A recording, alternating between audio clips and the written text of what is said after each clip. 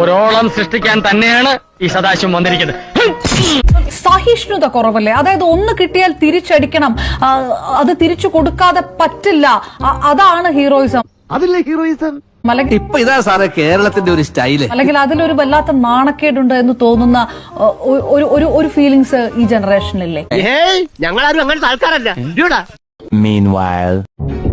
എല്ലാത്തിനെയും കുത്തും ഞാൻ, നേരത്തെ കുത്തും ഞാൻ. ധൈര്യം ഉണ്ടെങ്കിൽ ഇറങ്ങി വാടാ, ഇല്ലെങ്കിൽ ഞാൻ അങ്ങോട്ട് വരാടാ. വെട്ടിക്കോ, ഞാൻ പുറത്തു നിന്നോളാം. മതി പ്രശ്നം മതി, എനിക്കിപ്പോ അവരെ കാണണം, എനിക്ക് അവരോട് പ്രതികാരം ചെയ്യണം. പുറപ്പെട്. ഒരിക്കലും സഹിച്ചു നിൽക്കുന്നില്ല എന്നുള്ളൊരു ഫീലിംഗ് ഉണ്ട് എന്ന് വെക്കാം. അപ്പോഴും നമ്മൾ മനസ്സിലാക്കേണ്ട ഒരു കാര്യം, 2000 ജനിച്ച കുട്ടിയോ അല്ലെങ്കിൽ അതിനുശേഷം ജനിച്ച ആൽഫയിൽ ജനിക്കുന്ന കുട്ടിയോ ഏതെങ്കിലും ഒരു സ്ഥലത്ത് പോയിട്ട് ഒരു സോഫ്റ്റ്വെയർ അപ്ഡേറ്റ് ഡൗൺലോഡ് ചെയ്തതിനു ശേഷം ആളുടെ സഹിഷ്ണുത ഇല്ലാതാകുന്നതല്ല. യുദ്ധഭൂമിയിൽ ഒരു പുതിയ പഠനം. ആളെ വളർത്തിയെടുക്കുന്ന എൻവയൺമെന്റുകളുണ്ട്. എത്ര സമയം സംഘടന തുടങ്ങിയിട്ട്? കുറച്ചു നേരമായി. ഞാൻ കുറച്ച് ലേറ്റ് ആയി പോയി. നമ്മൾ സിനിമകളെ കുറിച്ച് ചർച്ച ചെയ്തോന്ന് അറിയില്ല, ഇനിയുള്ള ചർച്ചകളിൽ അത് വരുമെന്ന് പ്രതീക്ഷിക്കുകയാണ്. വയലൻസിനെ പ്രൊമോട്ട് ചെയ്യുന്നുണ്ട്. സിനിമകൾ ആരാണ് ഉണ്ടാക്കുന്നത്?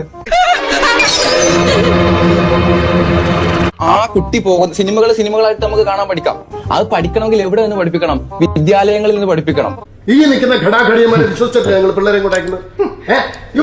നന്നായിട്ടില്ലേ നിങ്ങളുടെ പിള്ളേര്?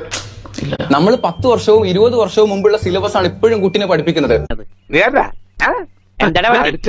ഒരു സോഷ്യൽ മീഡിയ ലോകത്ത് എങ്ങനെ പെരുമാറണം, ഒരാളോട് എങ്ങനെ സംസാരിക്കണം, എന്റെ കൺമുമ്പിൽ എങ്ങനെ വന്ന് നീ പെട്ടുപോയാൽ നിന്നെ ഞാൻ തുപ്പു. പൊളിറ്റിക്കലി കറക്റ്റ് ആയിട്ടുള്ള സ്റ്റേറ്റ്മെന്റ് എന്താണ്, പൊളിറ്റിക്കലി കറക്റ്റ് ആയിട്ട് എങ്ങനെ ഒരാളെ വിമർശിക്കാൻ പറ്റും.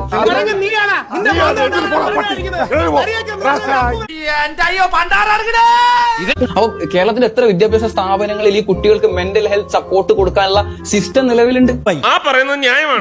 സഹിഷ്ണുതയുള്ള വിദ്യാർത്ഥിയെ ഉണ്ടാക്കിയെടുക്കണമെന്നുണ്ടെങ്കിൽ നമ്മൾ അവരെ ബ്ലെയിം ചെയ്യല്ല വേണ്ടത്, അവർക്ക് എൻവയൺമെന്റുകൾ ഉണ്ടാക്കി കൊടുക്കണം. അങ്ങനെ വർഷങ്ങൾക്ക് ശേഷം ഞാൻ ആൺകുട്ടിയെ കണ്ടു. ഒരു മൊബൈൽ ഫോണിലാണ്, മൊബൈൽ ഫോൺ അഡിക്ഷൻ ഉണ്ടെന്ന് പറഞ്ഞു. നമ്മൾ മൊബൈൽ ഫോണുകൾ ഒഴിവാക്കണമെന്ന് മാത്രം പറഞ്ഞതുകൊണ്ട്, അല്ലെങ്കിൽ ഡ്രഗുകളെല്ലാം മോശമാണെന്ന് പറഞ്ഞുകൊണ്ട് ഇവിടെ വലിയ മാറ്റം ഉണ്ടാവുമെന്ന് എനിക്ക് തോന്നുന്നില്ല. അതിന് പകരം ആ കുട്ടിക്ക് സറൗണ്ടിങ് ഉണ്ടാക്കി കൊടുക്കണം.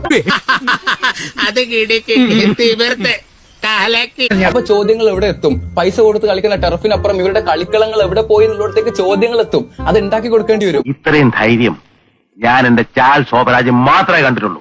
വായിക്കാനും പറയാനും എഴുതാനും വിദ്യാർത്ഥികൾക്ക് എത്രത്തോളം ഇടങ്ങൾ നമ്മുടെയൊക്കെ ക്യാമ്പസുകളിലും ബാക്കിയുള്ള സ്ഥലങ്ങളിലും ഉണ്ട് എന്നുള്ള ചോദ്യങ്ങൾ വരും.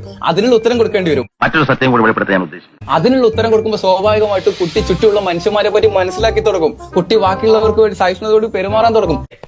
എന്തായാലും കലക്കിട നിന്നെ ഞങ്ങൾ സമ്മതിച്ചു തന്നിരിക്കുന്നു. നമ്മൾ കാണുന്നതല്ലേ ലോകത്തെ 10ാമത്തെ വയസ്സിലും 11ാമത്തെ വയസ്സിലും ഓൺട്രപ്രണേഴ്സ് ആവുന്ന കുട്ടികളെ നമ്മൾ കാണുന്നില്ലേ? സോഷ്യൽ മീഡിയയിൽ നല്ല കോണ്ടന്റ് ചെയ്യുന്ന കുട്ടികളെ നമ്മൾ കാണുന്നില്ലേ? വഴിയിൽ ഒരാൾ വീണ് കിടക്കുമ്പോൾ അയാളെ സഹായിച്ചെടുക്കുന്ന കുട്ടികളെ നമ്മൾ കാണുന്നില്ലേ? ഈ ആള് തിരക്കല്ലല്ലോ മോനെ, നിനക്ക് ഭാവി അങ്ങനെ ഒന്നും ഞാനും ആലോചിക്കാതിരുന്നില്ല. അപ്പൊ എല്ലാം പറഞ്ഞ പോലെ